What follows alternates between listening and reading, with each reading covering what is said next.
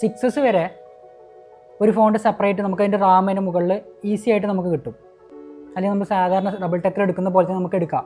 8 CPU മുതൽ അത് CPUൻ്റെ ഉള്ളിൽ ഇൻബിൽഡ് ആയിട്ടാണ് ഈ റാം വരിക. അപ്പോൾ കൂടുതലായിട്ട് റാം കംപ്ലയിൻറ്റ് വരും. അതല്ല എന്നുണ്ടെങ്കിൽ നമ്മൾ താഴെ വീഴുന്ന സമയത്ത് അല്ലെങ്കിൽ വണ്ടി കയറിയിട്ടൊക്കെ ഡാമേജ് ആയി വരുന്ന ഫോണിൻ്റെ എല്ലാം ചിലപ്പോൾ ക്രാക്ക് വീഴാൻ ചാൻസ് ഉണ്ട്. ചിലതിൻ്റെ എല്ലാം നമ്മൾ CPUൻ്റെ മുകളിൽ ഇങ്ങനെ ക്രാക്ക് വരും. അപ്പോൾ ചിലപ്പോൾ CPUൻ്റെ താഴ്ഭാഗത്തേക്ക് ആ ക്രാക്ക് എത്തിയിട്ടുണ്ടാവില്ല, പക്ഷേ മുകൾ ഭാഗത്തൊക്കെ ആയിരിക്കും ക്രാക്ക് ഉണ്ടാവുക. അപ്പോൾ ഇങ്ങനെ വരുന്ന സമയത്ത് നമുക്ക് റാം സെപ്പറേറ്റ് ചെയ്തിട്ട് റാം റീപ്ലേസ് ചെയ്യുന്നതിലൂടെയൊക്കെ നമുക്ക് ആ ഫോൺ റിക്കവർ ചെയ്തെടുക്കാൻ വേണ്ടി പറ്റും. അപ്പോൾ നമുക്കത് എങ്ങനെ റാം സെപ്പറേറ്റ് ചെയ്യണം നമുക്ക് ആദ്യം അറിയണം അല്ലേ. അപ്പോൾ നമുക്കത് ഗ്രൈൻഡ് ചെയ്ത് റാം സെപ്പറേറ്റ് ചെയ്യുന്നവരുണ്ട്.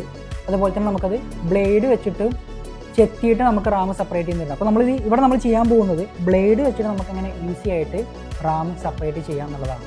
അപ്പോൾ നമ്മൾ സൈഡിലുള്ള ഗമ്മ് നമ്മൾ കുറച്ചൊന്ന് കട്ട് ചെയ്യണം കേട്ടോ.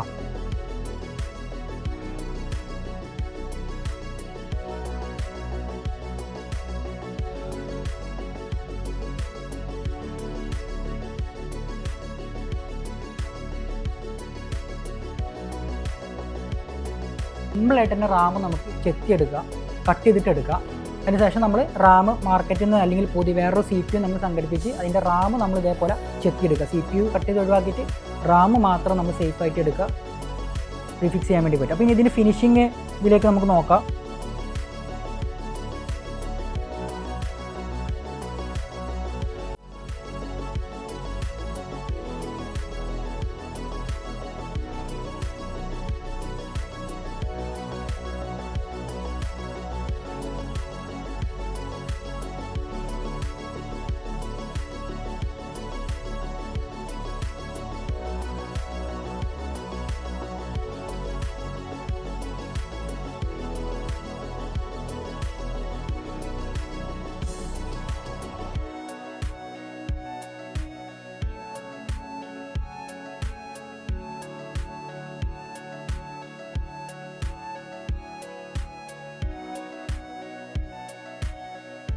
ഇതിന് മുകളിൽ ഇതേപോലൊരു ഗമ്മുണ്ടാവും. ഇത് കൂടെ നമ്മൾ ചെയ്ത് കഴിഞ്ഞിട്ട് ഇതിൻ്റെ ഫൈനൽ റിസൾട്ട് നമുക്ക് നോക്കാം.